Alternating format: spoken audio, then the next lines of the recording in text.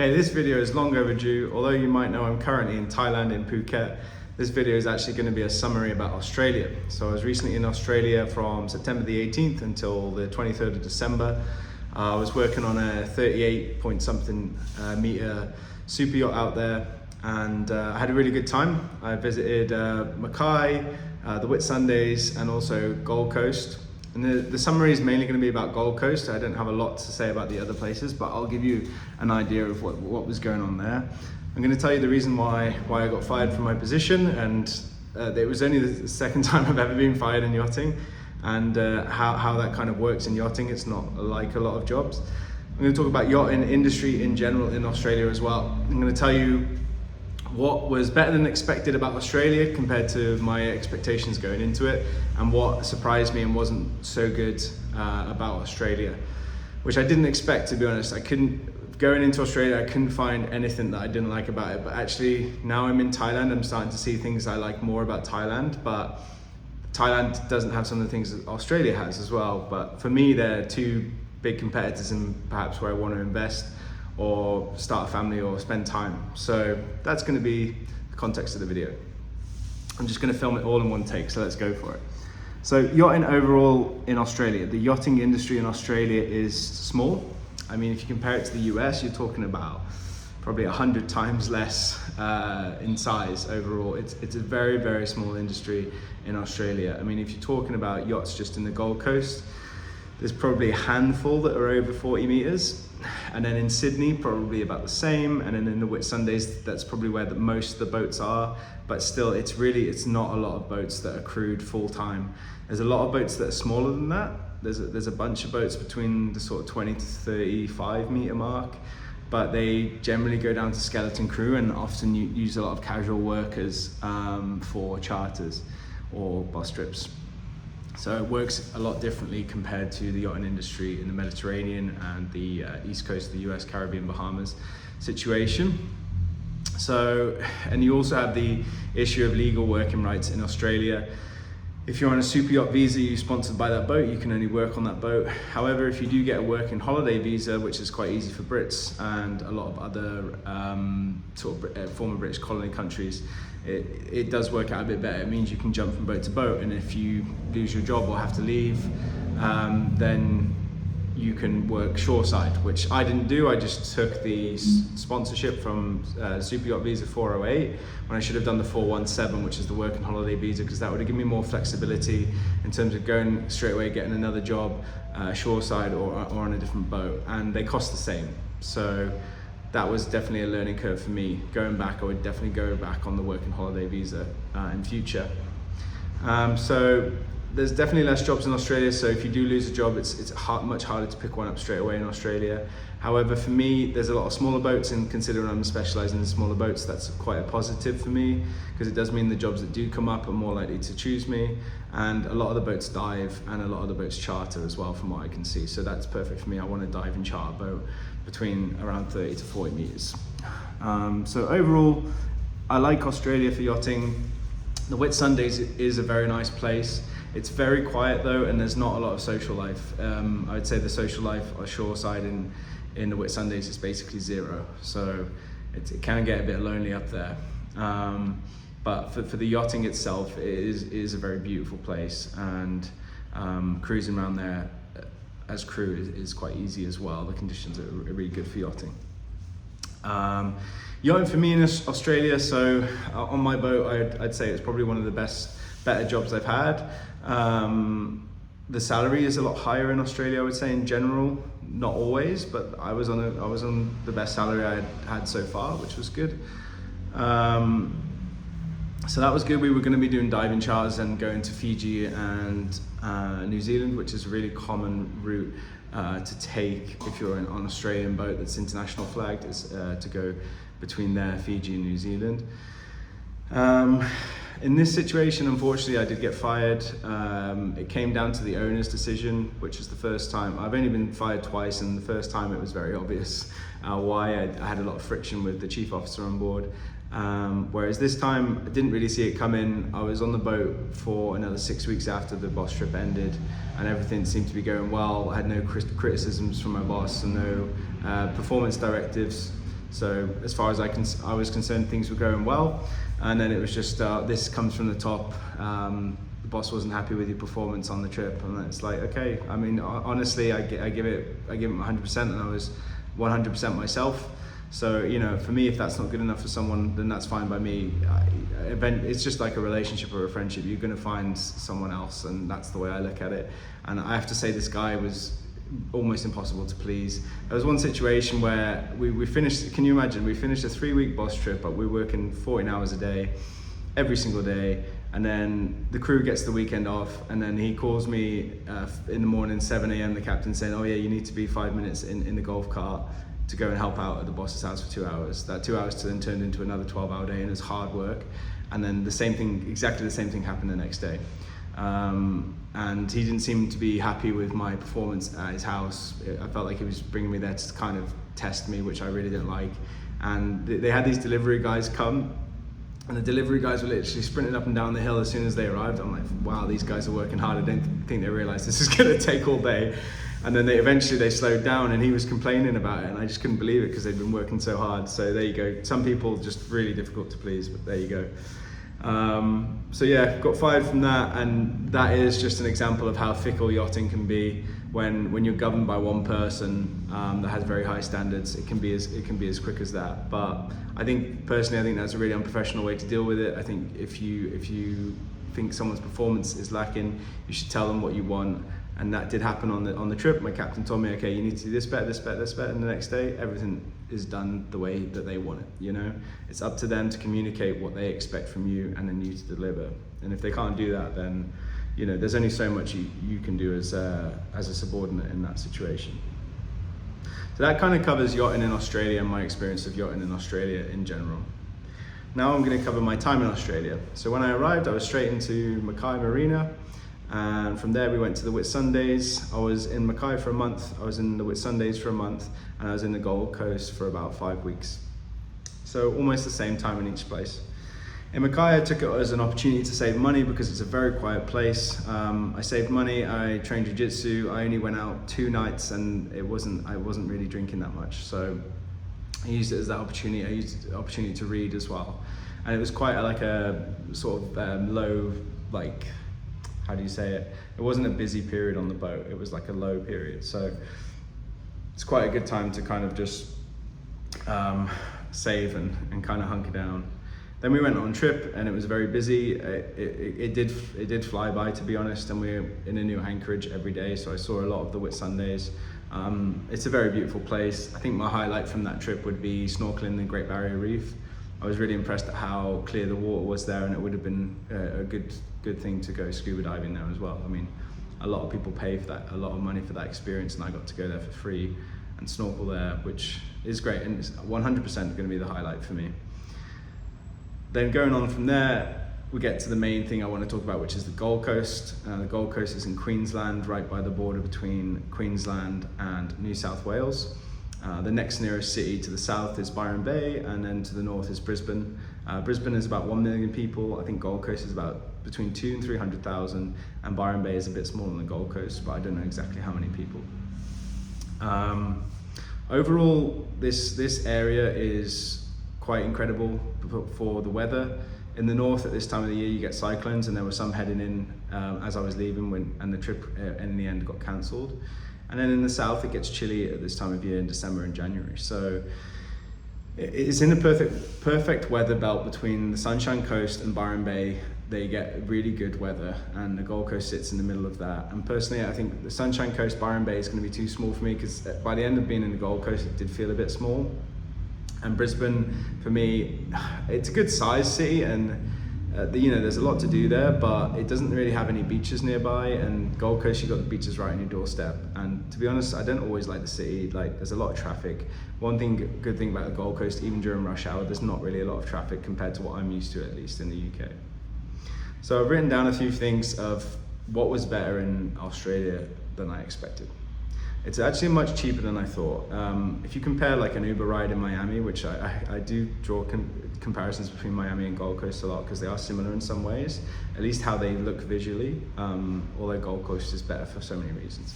So the Ubers are really cheap. So an Uber in Miami for the same distance will probably cost you about $50 US. And in Gold Coast, it's going to cost you about $15 US. It's about 20 Australian dollars to go from Southport to Surfers Paradise, which is about £10. But if you want to walk to the tram stop, it costs you 50 cents. I mean, most people ride it for free because it's practically free. It's about a 1 mile walk. You can take the tram all the way to Pacific Trim, a big shopping mall in Mermaid Beach for 50 cents. It's 50 cents for a trip. If you want to go to Brisbane, you can take the tram all the way to Helensvale and then jump on a train all the way to Brisbane. And then the train's only like 48 Australian dollars return. So public transport's great. If you're on a budget, you can still move around. So I can see why backpackers like to come. In terms of drinks are pretty good. Like even in really nice bars, they don't really take advantage of their like ability to charge more. They're usually quite reasonable, and even in really nice bars you can get like, I was drinking Summersby apple cider a lot, which they have in a lot of the bars there for 8 Australian dollars a bottle, which I think is really good. It works out to be less than £4 a bottle.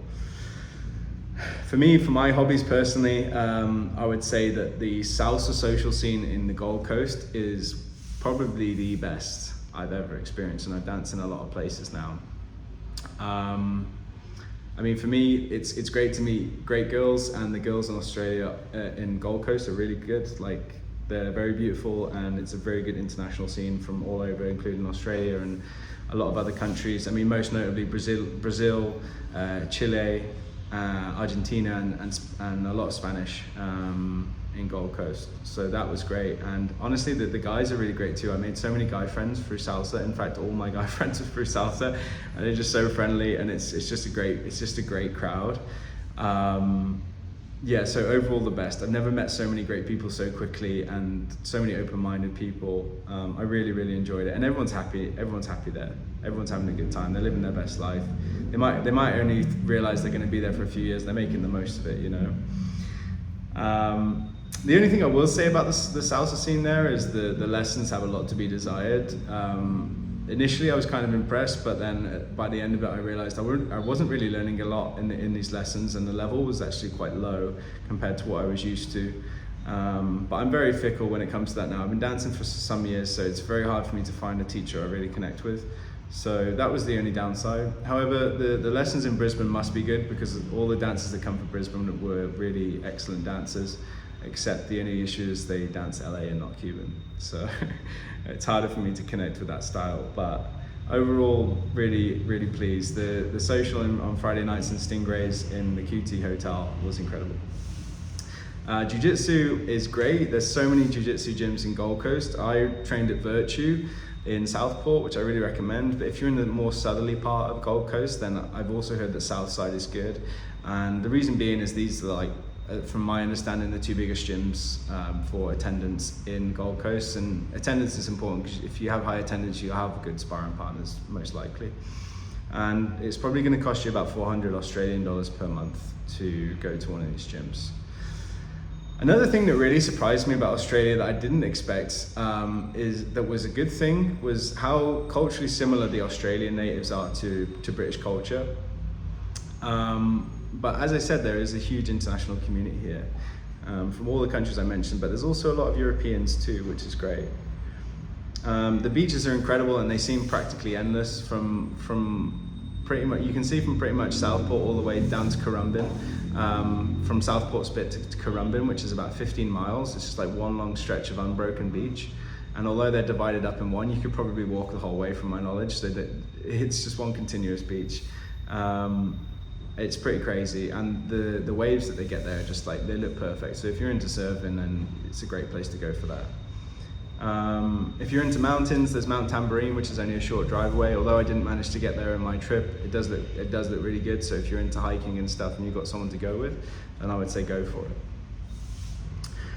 One thing I want to say is that there's this whole thing about, the Gold Coast girl, this kind of idea that's been fabricated from rumor about how there's this Gold Coast girl that's like an archetype of a girl from Gold Coast, where they're like had a lot of plastic surgery done and Botox and all this stuff, and honestly it's like easily less than 1% of the population in Gold Coast fits this narrative. So I don't know why it's become such a thing. I mean, if you go to Burley Pavilion, then you'll probably see that it feels more like 50% or 20%, but it really isn't. And you know, I like plastic, to be honest. If you're beautiful, you're beautiful, so it doesn't bother me.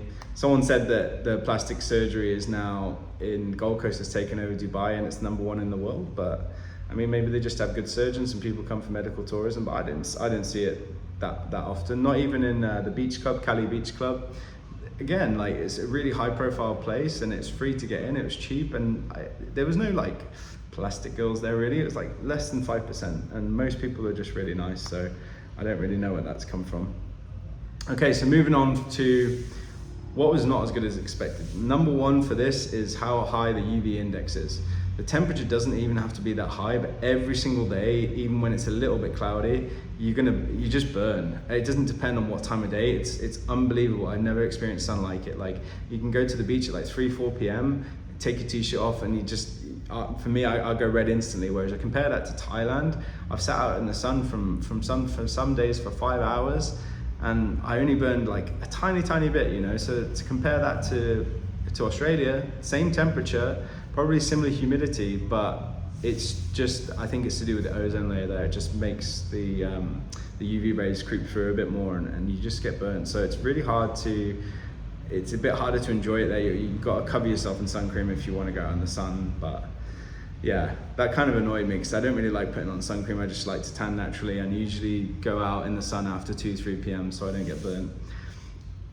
Other thing that surprised me, which wasn't so great, is I thought it was a lot closer to Thailand. I thought it was going to be like a 3-hour flight or so, but it is to Bali. But Thailand is actually like, I think it took me, I flew to Perth and then I flew up, and that in total was 13 hours flying time with 9 hours layover. So it took me a whole day to get here, which is basically the same as the UK. It's almost comparable to the UK, so it's not as close as I thought.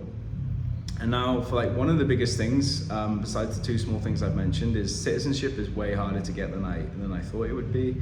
Work and holiday doesn't lead to permanent residency. You know, work and holiday gives you kind of a time to kind of get sponsorship with a company, and that should be your goal if you want to stay in Australia full time. And the easiest way to do that is be skilled. If you're skilled, then you're valuable, and if you can fill the skills shortages, you're more likely to get a skills shortage visa. But they're very expensive, and you know, the company might cover you up to 6,000 Australian dollars, but total cost for the visa is probably going to be about 15, and it can take many months to get. It depends on a lot of things. However, I will say that the migration lawyers are very knowledgeable. I was speaking to a migration lawyer from Down Under Migration. I'll put it in the link so you can contact them. And the contact that I was talking to, she was really helpful. Part British, part Australian girl, so knowledgeable about visas, because there's no one to ask. If you go to the Australian government, they won't give you any advice on the phone. They're absolutely useless. But the migration lawyers are great. They more than make up for the shit show that is the Australian government in terms of visas. So I would say personally, my personal recommendation is if you go to Australia, go with a plan, have something to offer to get yourself that permanent residency if you want to stay there forever. Don't leave it to chance. There's a lot of people on working holiday and they're juggling 2-3 different jobs because they're under this casual status, which in the UK is equivalent to 0 hours contract. You're not guaranteed any work, and they can call you in the day before. And I hate working like that. I remember having a job like that where it would be the day before you find out you're working the next day. It's shit, you can't plan your life. I would never want to do that again. So I'm really glad that I didn't take the plunge and go work and holiday in Australia. I think I would have gotten tired of it quite quickly. I wanted to do it in one take, but someone walked in, so I have to continue with the second video. Okay, so now I'm in Thailand. I'm definitely making the comparison between reality of settling in Australia versus Thailand. And when I thought about what does it mean to actually settle for me because of my job in yachting, it really means investing. Like, where am I going to buy my first property? And that changes my intention right now. Like, I'm single. I only have a certain amount of time when I'm not working. Where would I want to spend it? I would definitely want to spend it in Thailand. I can do so much more here for like a fraction of what I was spending in Australia. I mean, even just to compare you, like I can go to the spa here, like a really nice spa for like $8 for the whole day, which is probably a little bit better than the one in Australia, which cost me the equivalent of around 40 US dollars, maybe. Yeah, about 40 US dollars. So, you know, like even stuff like that, that's a lot. So I can go to spa every day if I want, you know? So like stuff like that, I'm like, I'd rather spend my time in Thailand until I'm forced to potentially live in a more westernized country. But there's lots of options for raising a family here in Thailand. Many people are doing that. So who knows? But I think as an investment, from an investment perspective, it's a better place because you can buy the place outright. You don't have the whole problem of getting a mortgage. I could save and buy a condo here outright in about 2 years. Whereas that might just get me a healthy deposit in Australia, and then I still have the issue of getting a mortgage. So, and honestly, the culture in Thailand's quite nice. Like I did a post about it the other day, and I think the thing that really hits differently about Thailand is just like anything goes. Like people are so accepting here. It's a really international community. There's no basis of culture because it's the Thai culture, which is kind of separated from the international culture. So. And the expat culture. So it's a really interesting place to be. I definitely feel happier here than in Australia because I just don't have to worry about finances and I can really enjoy my life. So at this point, for me, like Australia doesn't seem to be a good trade. Like at 33, I can't take an economic back step, and the only route for me would be to start with work and holiday. And for all the reasons I mentioned, this wouldn't be a good choice for me right now. And if I was to go down the skills shortage visa, I'm really committing to Australia for a long time in an industry that doesn't guarantee me work. And there's also complications with AMSA, which is the Australian Maritime Authority, which is different to the MCA, which is the Maritime Coast Guard Agency in the UK, which all my qualifications are under now. So it's just really, really tough. They had not made it easy to get in, which is disappointing, really. I mean, we're like 2/3 of Australians have British heritage. It should be much easier for Brits to go into Australia, and yet they're letting in a lot of people from different cultures. It just makes no sense to me. So when you compare that to what I can achieve in Thailand, it's great. And I think the one final thing is if I do go to Australia, I'll be paying as much, like high levels of tax, like it's only slightly less than the UK. But at the moment I don't pay tax in the UK because I get a seafarer's exemption deduction. We're very fortunate in the UK that seafarers have this privilege. I mean, they should have this privilege because we basically don't live in the country, so why we should have to pay tax is absolutely ridiculous. But unfortunately, Australia doesn't have that rule. So I would be paying tax, and for what? Like, I'm never gonna be there. So it doesn't make sense to get Australian citizenship for me right now. So overall, I'm going to do now a summary of Australia, which is basically a summary of Gold Coast, because that's really the only place I spent any discernible time that I actually want to make any comments on. I think the main thing is that from city to city, the difference in culture is really noticeable. Like in Mackay, it's a very working class place with different values. There's nothing wrong with that, but I just need a bit more stimulus. Like I love that what you see is what you get, and they're very salt of the earth. But I need a bit more variety of like people I meet, and I love that international community, and that international community just doesn't exist in Mackay. It's very, very much just all Australians. Yeah, I know, right? Go to Australia and you don't want to meet Australians, but that's just the way I am. I love Australians, but I also need that mix of international culture as well. I like to meet people from all over the world. That's why I like traveling, and if I can have it in one place, then great. So all I would say is if you're going to go to Australia, pick your locations very carefully where you want to live. Perth and Darwin are very different from Sydney and Melbourne, and then like Adelaide's different too. They're all very different to each other, so choose carefully. I would definitely recommend the strip between Sunshine Coast and Byron Bay. I haven't seen anything there that's not worth visiting. So overall, my advice would be go to Gold Coast. It's the perfect weather belt with options for day trips anywhere from between Sunshine Coast to Byron Bay. Although Sydney is definitely another place I would consider living. For me personally, it also has a yachting industry there that's comparable to the Gold Coast or Whitsundays. It doesn't get hit with it storms very often, and it doesn't get chilly in the winter. Overall, I like Australia a lot. I would consider going back, and I would consider still living there, but I'm not fully convinced. my likely choice would definitely still be the Gold Coast, but I would want to see more places before making my final decision. One thing is for certain, and this is what I'm going to close out with, I'll never live in the UK again in my life. So wherever I do settle, it's not going to be in the UK. At the moment, it's looking likely to be more like in the Eastern Hemisphere, but let's see. At the moment, I really like the idea of investing in Thailand, and I'm really pleased you watched this video. I hope it was helpful. Again, you can contact me with anything, any questions that you have about yachting, about Australia, about Thailand, about traveling in general, and hopefully I can help you out. I really appreciate your interest. Thank you very much.